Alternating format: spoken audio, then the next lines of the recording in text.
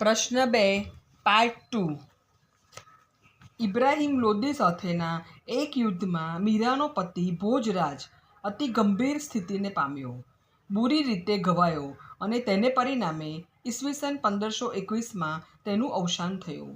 લગ્નના માત્ર 4-5 વર્ષોમાં જ 23-24 વર્ષની ભર યુવાન વયે મીરાને વૈધવ્ય પ્રાપ્ત થયું.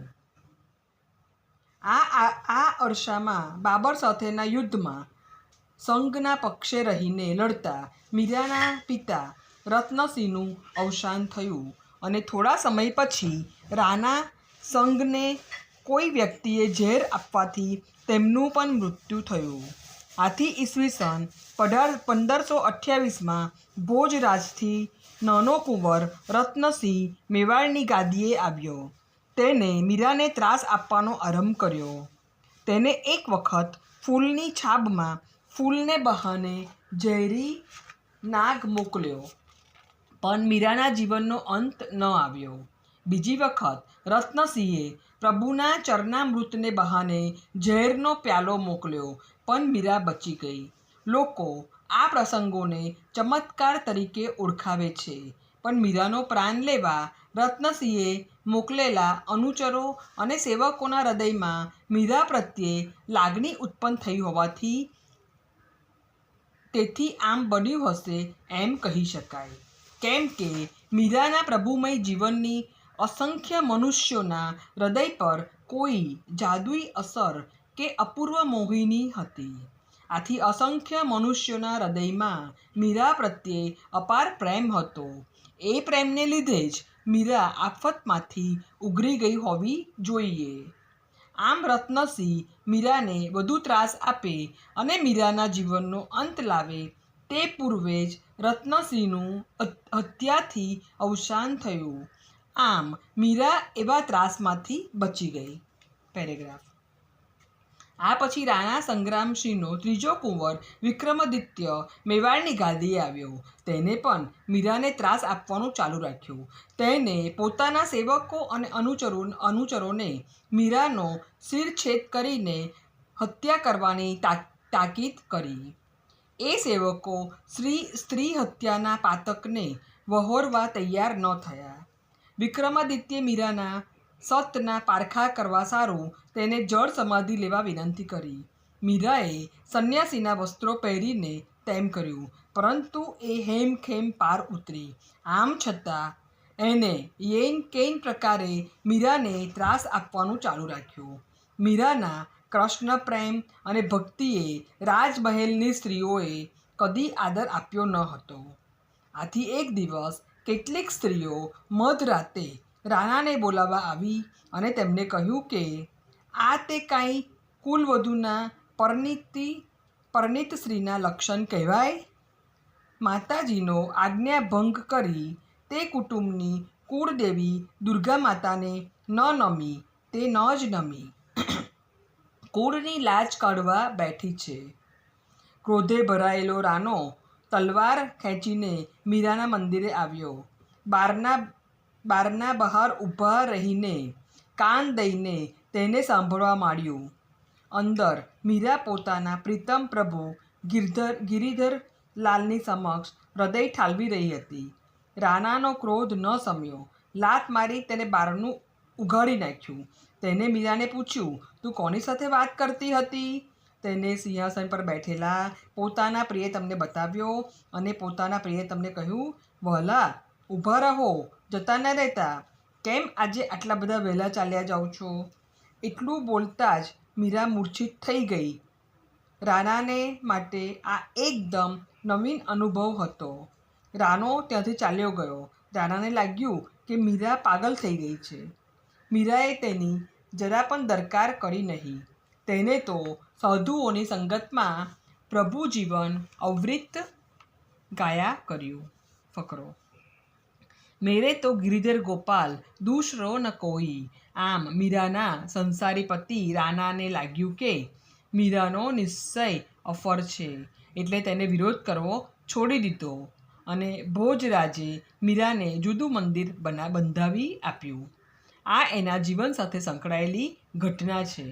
પરંતુ મીરાના દિયર અને છેવટ સુધી ત્રાસ આપવાનું ચાલુ જ રાખ્યું હતું. એમને ક્યારેય મીરાની કૃષ્ણ ભક્તિનો સ્વીકાર નહોતો કર્યો. આથી મીરા ઈસવીસન 1532માં 16 વર્ષના મેવાડવાસ પછી 34 વર્ષની વયે મેળતા આવીને વસવાટ કર્યો હતો. મીરાએ વૃંદાવનની ભૂમિમાં કૃષ્ણ સાનિધ્યની ઝંખનાથી આ સ્થળે વાસ કર્યો. અહીં કૃષ્ણ ભક્ત મીરાનું મિલન જીવા ગોસાઈ સાથે થયું. જીવા ગોસાઈ ચૈતન્ય શિષ્ય હતા. તેઓ ત્યાં વસતા હતા. જ્યારે મીરાએ જીવા ગોસાઈને મળવાની ઈચ્છા જણાવી ત્યારે જીવા ગોસાઈએ મીરા તો સ્ત્રી છે અને પોતે કોઈ સ્ત્રીને મળતા નથી, એથી મીરાને નહીં મળી શકે એવો પ્રત્યુત્તર આપ્યો. પેરેગ્રાફ. આજ લગી હું એમ જાણતી જે વ્રજમાં કૃષ્ણ પુરુષે એક વ્રજમાં વસી હજુ પુરુષ રહ્યા છે તેમાં ધન્ય તમારો વિવેક. મીરા એમ કહેવા ઈચ્છતી હતી કે જીવા ગોસાઈએ હજુ સુધી પુરુષપણાનો મોહ ત્યજ્યો નથી અને ગોપી ભાવ કેળવ્યો નથી, અર્થાત કૃષ્ણ સાથે ઐક્ય સાધ્યું નથી. તેથી જ સ્ત્રીમાં તેમને જુદાઈ લાગે છે. ખરેખર તો સાચા ભક્તને સર્વ કૃષ્ણમય લાગવું જોઈએ. મીરાના આ શબ્દોથી ગોસાઈને પોતાના અવિવેકનું ભાન થયું અને એ બંનેનું મિલન થયું. પરંતુ આ સમય દરમિયાન વૃંદાવન અને તેની આસપાસના પ્રદેશોમાં પરમધર્મી પ્રજાઓના આક્રમણથી સતત ભય, સંઘર્ષ અને અરાજકતાનું સામ્રાજ્ય ફેલાયેલું હતું. આથી મીરાએ વૃંદાવનમાં શાંતિથી રહી શકાશે નહીં એવું લાગતા તેને વૃંદાવનનો ત્યાગ કર્યો.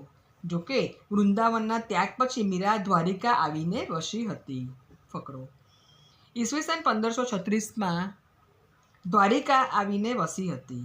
આ સમય દરમિયાન તે ડાકોર ગઈ હોય એમ એનું એક પદ હરે હરે ચાલો ડાકોરમાં જઈ વસીએ એ પડથી લાગે છે. ઘણા સમય સુધી ચિત્તોડ, શેરશાહ અને અફઘાનના સંકજામાં હતું. આ સમયે આંતરવિગ્રહ દરમિયાન વનવીરને હાથે વિક્રમાદિત્ય મરાયો. પછી તેનો નાનો ભાઈ ઉદયસિંહ અફઘાનો પાસેથી મેવાડને પાછું મેળવવા પ્રયત્નો કરે છે.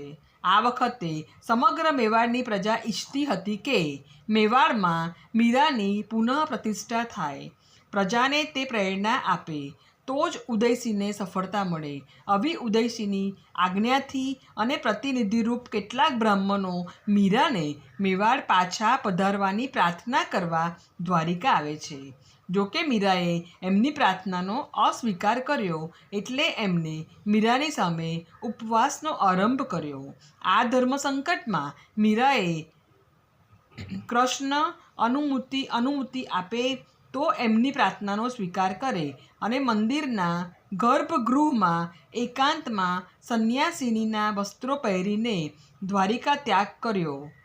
પરંતુ કિંવદંતી એવી છે કે મીરા કૃષ્ણમૂર્તિમાં ચમત્કારથી એકરૂપ થઈ હતી. કૃષ્ણમૂર્તિમાં સાયુજ્ય પામી હતી. પેરેગ્રાફ. મીરાના જીવનની આ ઘટના વિશે એક માન્યતા એવી પ્રવર્તે છે કે આ ભક્ત લગભગ 10 વર્ષ સુધી અજ્ઞાતવાસમાં રહી હતી. આ સમય દરમિયાન એણે દક્ષિણ ભારતના તીર્થ સ્થાનોની યાત્રામાં ઘણા વર્ષો વિતાવ્યા હતા. ત્યારબાદ મીરાએ ઉત્તર ભારતની પણ યાત્રા કરી એવી એક લોકવાયકા છે. અહીં મીરાનું પ્રથમ મિલન તાનસેન સાથે થયું અને બંધોગઢની નજીક આવેલા ચિત્રકૂટમાં યુવાન તુલસીદાસ સાથે મધ્યવયની મીરાનું મિલન થયું. ઈસવીસન 1562માં અકબર મોગલ શહેનશાહ થયો તેની સાથે પણ મીરાને દિલ્હીમાં મિલન થયું. લોકવાયકા એવી છે કે તાનસેન, તુલસીદાસ, માનસિંહ, બિરબલ અને અકબર સાથે મીરાનું મિલન થયું હતું. આ પછી મીરા 2-3 વર્ષ સુધી જીવી હતી. ત્યારબાદ ઈસવીસન 1563-65માં 65-67 વર્ષની વયે મીરાનું અવસાન થયું. આમ પ્રણાયેલી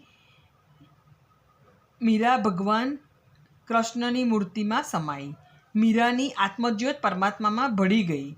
મીરાએ સંસારીજનોને પોતાના પદો દ્વારા કશો ઉપદેશ આપ્યો નથી, પરંતુ અંતર્ભાવથી ભજનો ગાયા છે. મીરાના પદો એ ભક્ત હૃદયની ભાવના અને અનુભૂતિની સચ્ચાઈની નિપજ રૂપ છે.